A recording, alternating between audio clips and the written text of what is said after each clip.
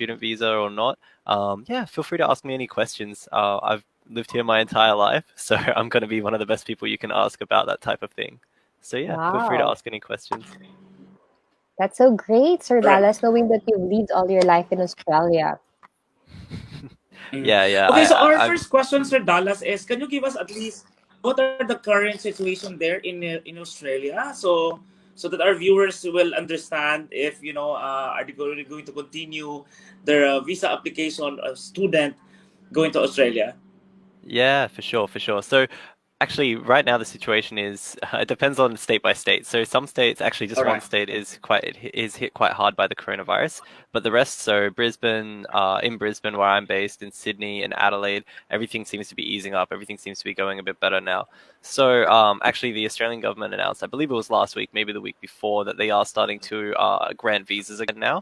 So now's probably the best time in a long time that you can actually apply for a visa offshore and have a chance to get it. So yeah, and especially going through your education agency, there's going to be a good success rate there too. So All right. yeah, I think now's the best time to apply. Wow, that's very good to hear from you, Sir Dallas, because a lot of our viewers are actually asking that.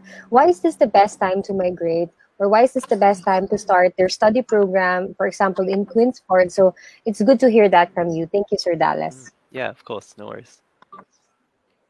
Okay, so I believe you have prepared a presentation for our viewers to give more information about Queensford College. Yeah, definitely. Yeah, I'll just go through now. Sometimes when I do these type of presentations, I do get a bit lost in it. So if there's any sort of like questions or anything, just stop me and we can discuss it a bit Okay. more in depth. Okay? Don't Sure, worry, we will sure. take note of some questions that we have, and then after your presentation, then we will going to raise it. Okay, okay, no Okay. worries. If I'm starting to All take right. too long, just let me know. All right? All right. Yeah. No problem. Should be all Sure, we good. have all day, Sir Dallas, here in Yeah. Dubai because it's Oh, just true. 9 in Yeah, the morning. So take it that's away, good Sir then. Dallas. Okay, awesome. All right, let's see here. So is the presentation ready to go up on the screen? I think. There we Yes. go. Cool. All right. So, the first thing I wanted to talk about today was just our different campus locations that we have. So we're located in Brisbane. This is our head office actually, and that's where I'm based. Then we have the campus in Adelaide, and we actually have two different campuses in Parramatta as well. So, the main thing that I wanted to talk about here is just that there's different types of benefits of studying in each different place. Okay, so somewhere like Brisbane is quite a actually if you're familiar with like the weather in the Philippines, it's quite similar to that actually. So For quite sure. can be quite hot, kind of a tropical sort of environment. Mm. Adelaide can get much colder, especially during like it's winter right now in Australia. So Adelaide can get like freezing right now, and then Parramatta, which is actually a suburb of Sydney, it's kind of somewhere in between those two. So it can get a bit hot, can get a bit cold, but it's not quite the extremes of Brisbane and Adelaide.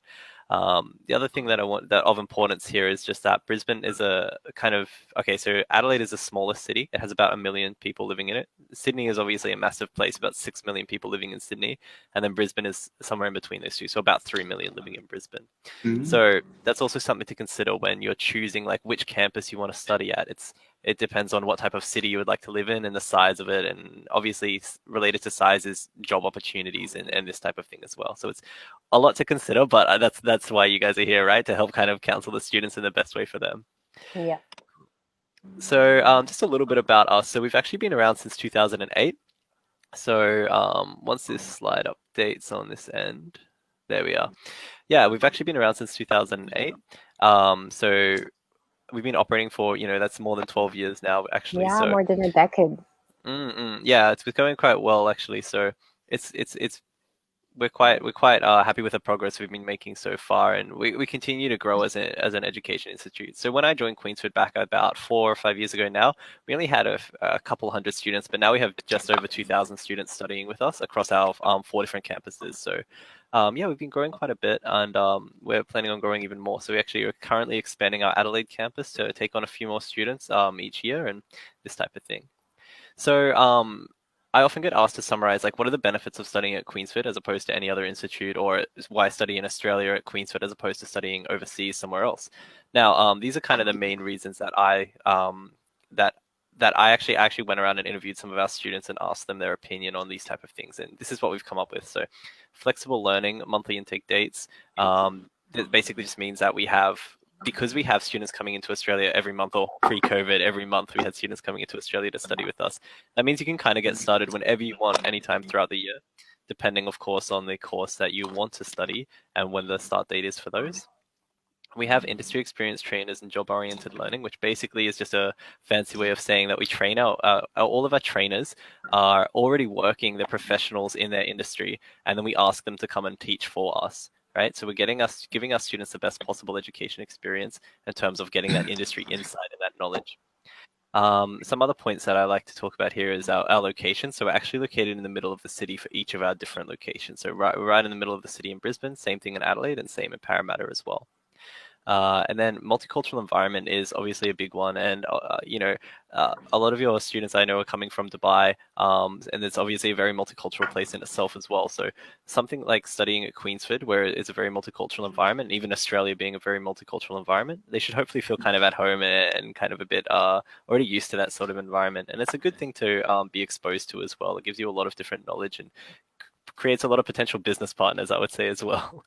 Now, the last thing I wanted to talk about from this slide was our university pathways. So you can study with us, get into Australia at a bit of a lower cost compared to other uni courses and things like this, and then afterwards go and study at a university if you want to as well.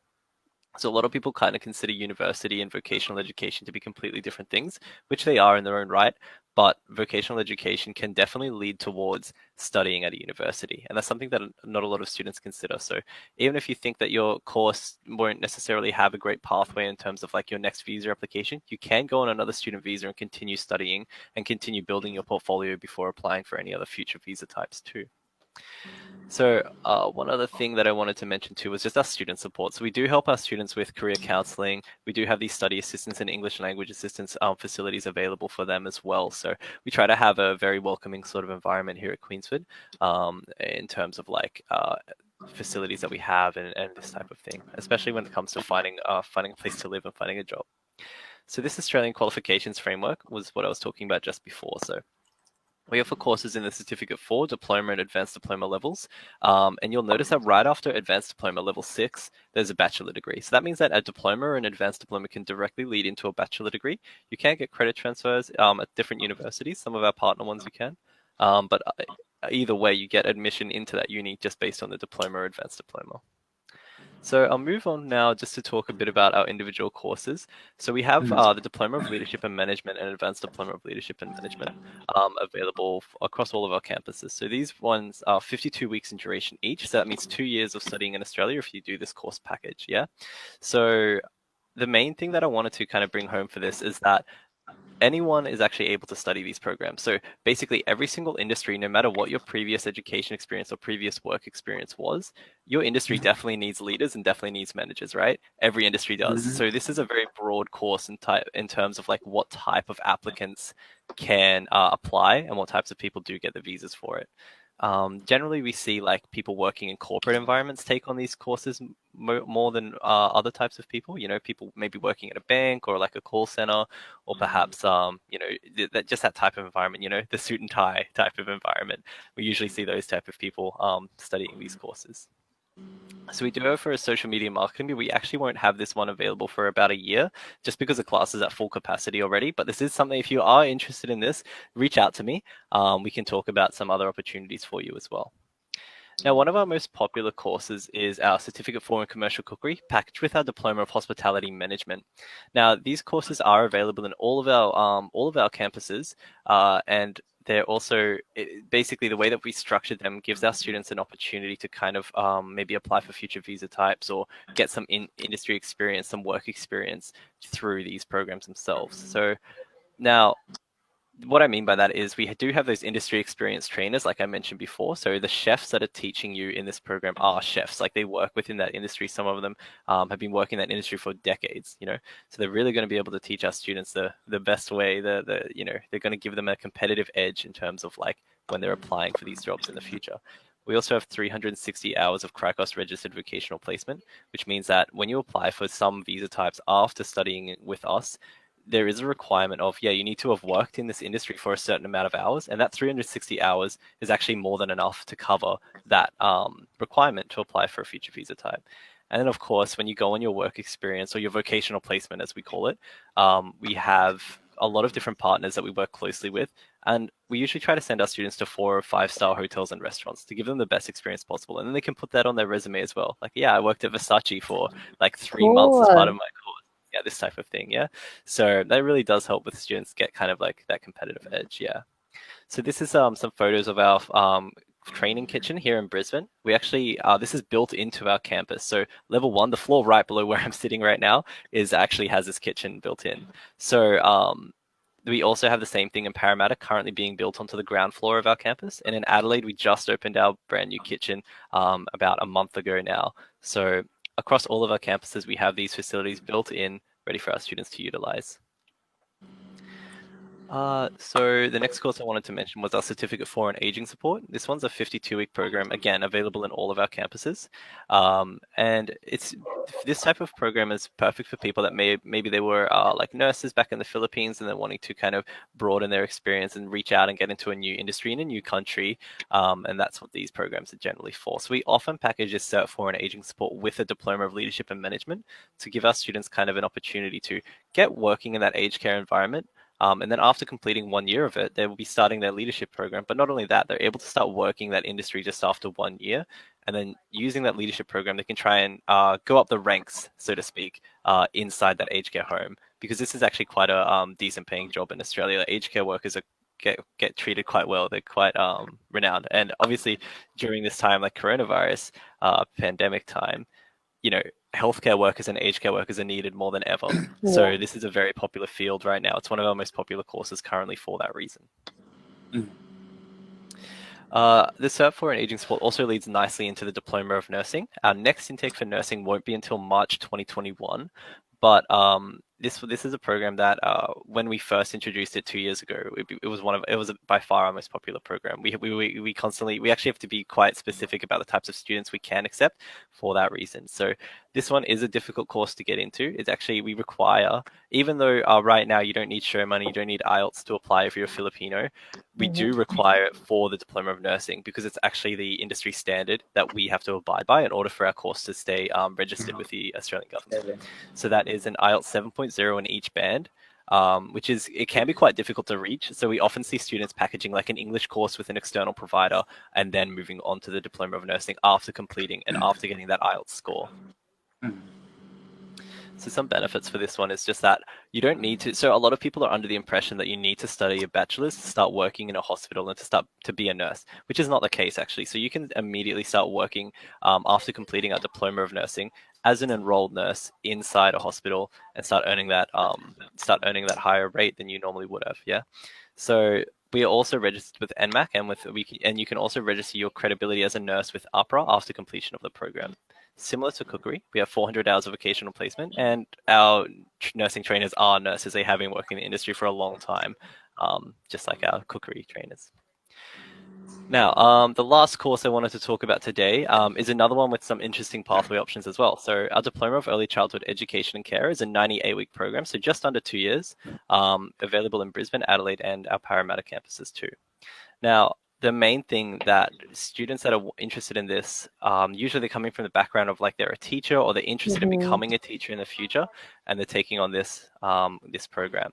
So there's some possible career outcomes such as working within a childcare centre. You can operate a childcare centre, meaning that you can open, you can manage, you can run an entire childcare centre on your own if you like, if that's what your passion is, if that's what you want to use this course for. So the Diploma of Childcare is actually the highest qualification you need in Australia to be the highest possible like level you can with a childcare as a childcare worker.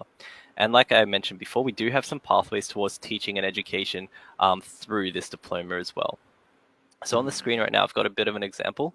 So if you study like a leadership and management with us, you can go towards Griffith University, which is one of the best unis in Brisbane, for a Bachelor of Business. Or if you do childcare with us, you can go towards a Bachelor of Child and Family Services with some credit transfers as well, I might add.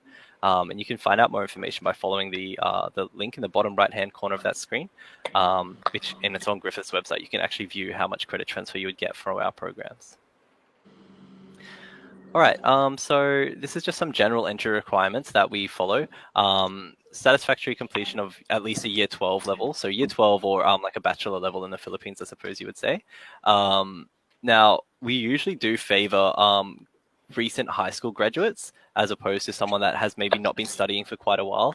But recently, we've actually seen a bit of a trend where we can take on these bachelor graduates and people that have been working in the field for quite a while, let's say 5, 10 years. We can start taking on those students as we, we're kind of seeing a bit of a trend where these type of visas are being granted as well now with our college. So the main thing that I want to talk about from this slide. There's a lot of info on here, but just the main thing to keep in mind is that students will need to pass an English placement test with us. So it's not like the Mhm. IELTS test, it's not like PTE or anything like that. It's just an online internal test that we do. And as long as you pass that, and as long as you meet our entry requirements of like having some relevant background experience on your resume, your work experience, or education history, then yeah, you'll meet our requirements.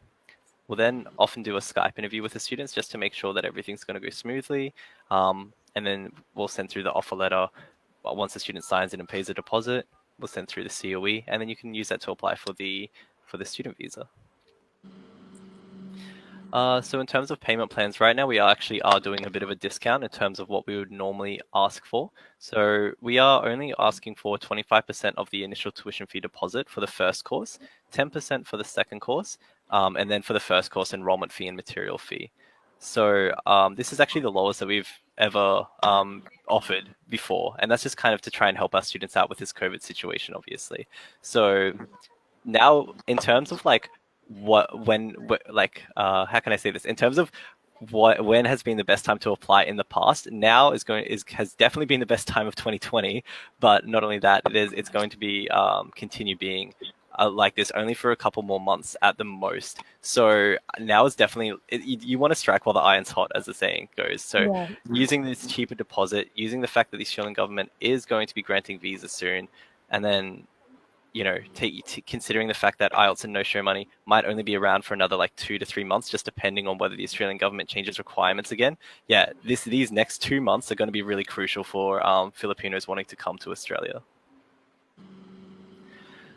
Sorry, it says academic calendar 2019, but these are actually the dates for 2020. So my apologies, I must have chucked in the wrong title there. But the main thing that I wanted to point out was just that we only have a couple more intakes left for this year. So August, this is coming up right now, actually, the August intake. It's okay Then we have because September and Mr. November. Last, for some people, 2020 doesn't exist. That's why they think of 2019 So it's only. okay. That's true. Maybe it's better if we just pretend like it never happened. Yeah, go ahead. But yeah, so we only have August, September, and November intakes left for this year. Okay, so we're running out of in terms of like when you want to be starting. Yeah, November is going to be the next one available for offshore students. If there's anyone in Australia watching that wants to apply and they're onshore already, yeah, we can do August or September. But for most of our viewers, yeah, November is going to be the intake that we're aiming for. Now, I have a kind of a course mapping guide. So if a student had been most recently, like they're working in teaching or education, would put them towards a childcare program. Working at a bank, call center, accounting firm, leadership and management. So that corporate environment goes towards leadership and management. Working in marketing or sales, they can also go to leadership and management or our social media marketing program once we have a bit more availability in that one as well.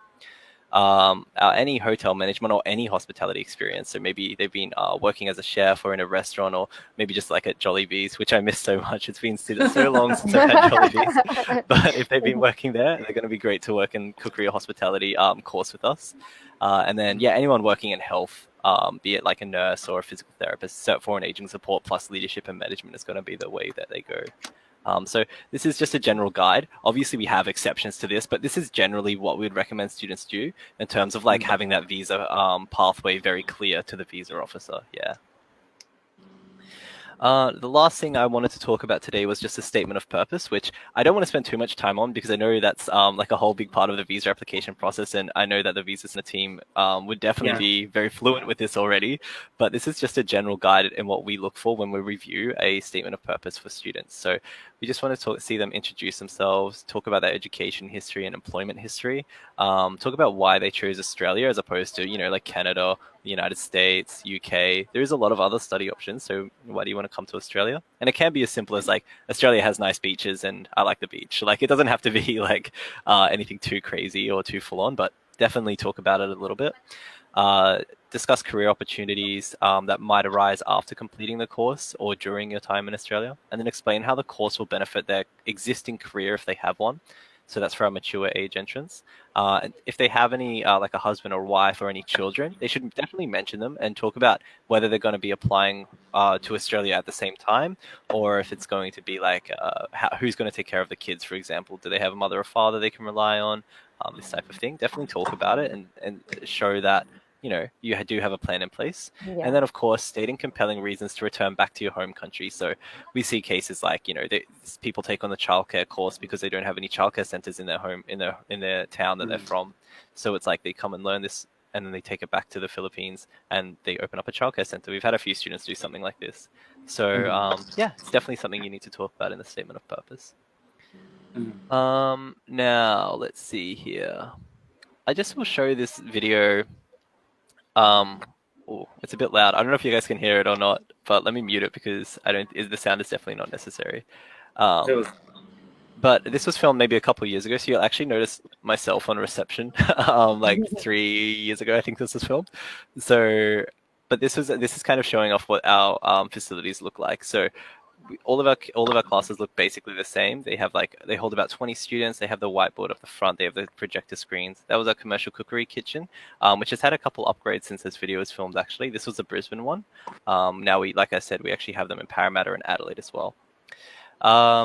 So in terms of like what type of facilities we have, we really try to we actually put a lot of the money that we get from our students back into the college itself. So we have like nursing labs in Brisbane and Parramatta for our aging support students as well. Actually, I should mention, we have the kitchen in Brisbane. We have multiple computer labs all throughout the different campuses. We have eateries. We have a lot of different resources for our students. So I think one thing that students should definitely consider when trying to figure out which school that they want to study with is what type of resources are available to them while they're studying. You don't want to go to a school and then find out they don't even have like a computer lab, or they don't even have somewhere where the students can eat their lunch. These are things that maybe you don't consider at first, but once you're there, it's something you'll definitely miss. Like something you'll be like, oh, okay, this is a little bit inconvenient for me, especially when it comes to things like location as well. All of our campuses are in the middle of the city that they're in. So in terms of getting there by public transport, it's very simple to do compared to some other colleges and some other education facilities that we've had students transfer from. So it's just something to consider. Kind of the last thing I wanted to mention, my 30-minute rant of Queensford is nearly over, but the last thing I wanted to mention was that we do post quite a lot of like testimonials, behind the scenes, promotional videos on our Facebook page. So definitely check that out. We have some updated campus tours as well that we just recently released of our Parramatta campus if your students were wanting to move towards Sydney. So yeah, definitely check them out. But yeah, that's actually everything I wanted to talk about today. So that's all from me. If there's any questions, I'd be more than happy to answer though. Okay. Thank you Sir so much. Dallas. Yeah, sure. Thanks. Okay, so first comment, good thing that you shared that video because I saw some Asians actually in that video. So are you saying that there are a lot of Asians already in your college? Yeah, actually, so we have we have just over 2,000 students currently studying with us, and a good portion of them are from Southeast Asia in general. So our biggest areas are Southeast Asia, subcontinent, like Indian subcontinent, and then Latin America as well. So those are our main areas, with Southeast Asia being the biggest. Okay. Oh, cool. So they won't, it's easier for them to adopt whenever they're in campus because there are a lot of Southeast Asians. So it will feel like home whenever they're in campus. So that's a great. And I actually like the point, partner and Miss Yan, that he mentioned that they will be assisting their students on how to get a possible job, and you have this course that you immerse them on large companies so that they have the best experience in those fields. So that's actually really nice. That's what I love about your presentation, Sir Dallas. Oh, that's good. Okay. Thanks for the feedback. Right, so we encourage now our viewers, if they have Yes. questions, they can start writing down in the comment box. While we were going to raise our questions now, partner. Mr. Dallas, so my first question is, there's one comment earlier that is saying Sibuk Yalo Steven Jamada. Okay, he mentioned that I admire I admire to go maybe to Australia, but now the situation there is bad. So now the question here is, Mm. let's say you're saying that the next intake will be on November. Okay, so Mm. if I'm going to enroll in your college for November intake, and what if the border is not yet open? Well, what do you this? My payment, can I move what do you this? My student Okay. visa, or my Mm-mm. my intake to the next schedule? Is that possible?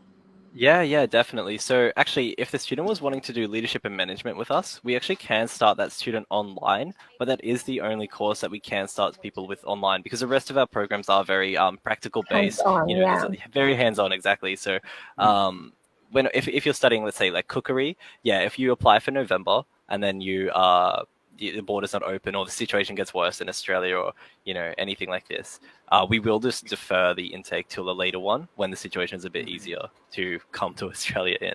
So yeah, we've had a couple. We actually beginning of this year, right before COVID was happening, we had a few students apply in like March or April, and we've had to defer those from March or April to November. So they've been waiting, what's that like 7, 8 months now, waiting for this time, and that's unfortunate. So we're really hoping that November will go smoothly, and all of our places where our campuses are seem to be okay. So we're really fingers crossed that November will be Yeah, fine. But hopefully. worst case scenario, yeah, we will just have to defer those again. Okay, because we understand here that the first thing that they have to do for them to get the student visa is definitely to enroll to your Yeah. college first, right? So you Yeah. mentioned earlier that they can only just have the a deposit of 25% of the tuition.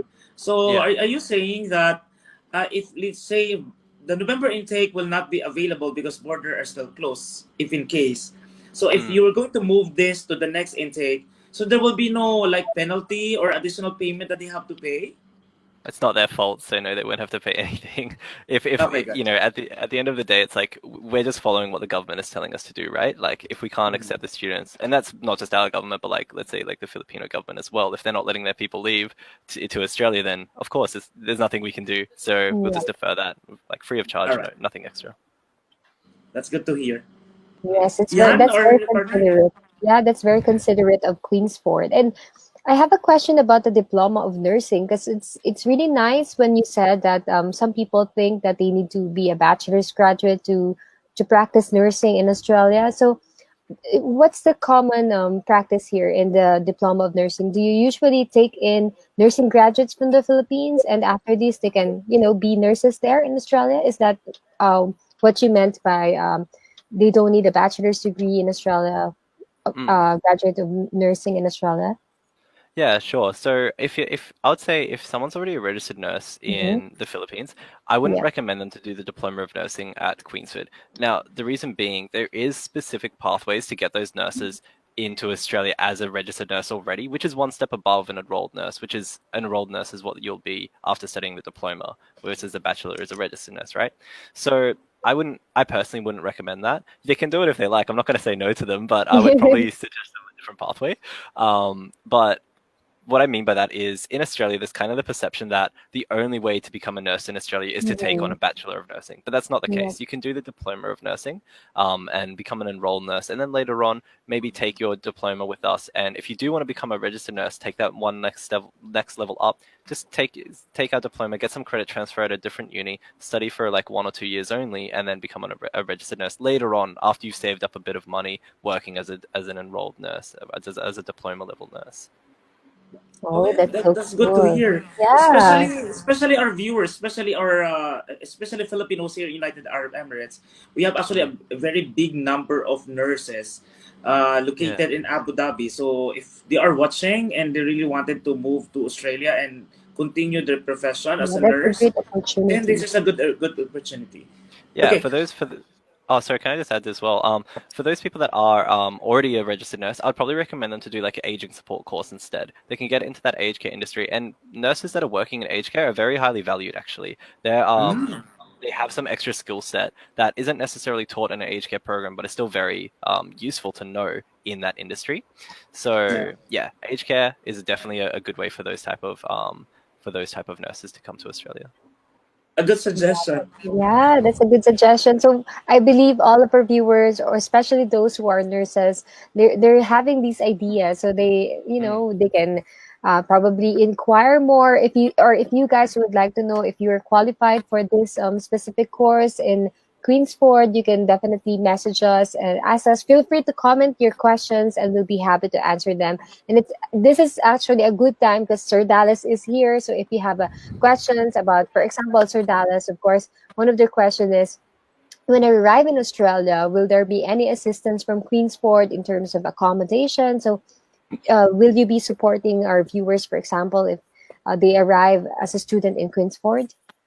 Yeah, sure. So that's a good question to ask. It's definitely something you need to figure out before you arrive, right? Yeah, So we do offer some type of accommodation services here, but it's not something we really actively promote, just for the reason that a lot of these student facilities, like student accommodation facilities, are a little bit expensive compared to what you can find if mhm, you do a bit of your own Mm. research and ask around. So we'll provide the services if they're requested, but we do have some partner facilities that will take on the students, but I would say that it's they're going to be able to save a bit of money if they ask for our advice and we give them some links of different websites and different Facebook pages and things like that to help find their own accommodation. They definitely will save a bit of money that way. And obviously, you want to try and keep costs down as much as possible when moving to a new country. So we yeah. can That's point true. the students in the right direction and help them out with that type of process too.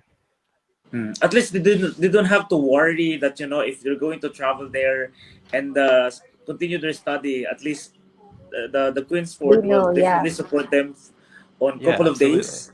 Yeah, absolutely. Yeah, Yeah. yeah. And we see that a lot. Like, 1 or 2 weeks of accommodation at one of these pricier student accommodation places isn't so bad. Like, just staying there for 1 or 2 weeks until you do find or do move into that specific suburb that you're wanting to be living in. Yeah. Okay, Yes, and we have here one question. Sorry, partner. We yeah, have one question go from ahead, Young partner. I can. Hernandez. Yes, it's Yeah, the yeah, same from Young partner. I can also Hernandez. read that. Yeah. Kasi she's saying that will that be okay if my working experience is in customer service and then jump into diploma in nursing? Mm-mm-mm. Yeah, it's definitely something you need to think about, right? Because when applying for a visa, there should be a very clear pathway. So if you're jumping from one completely different industry to another, that's going to raise a lot of questions. And if you're Yeah. unable to justify that in your statement of purpose, then it does become a bit difficult to, like, you're looking at a potential visa refusal, and obviously you want to try and avoid that as much as possible, right? So, for someone that's been working in like hospitality, would probably recommend them to study something related to hospitality, or something working in customer service like this. Would probably recommend them to do like leadership and management instead, just because you want to be making sure that your pathway is making sense in terms of like what you're studying next, or how it can build upon your existing career. Yeah. Okay.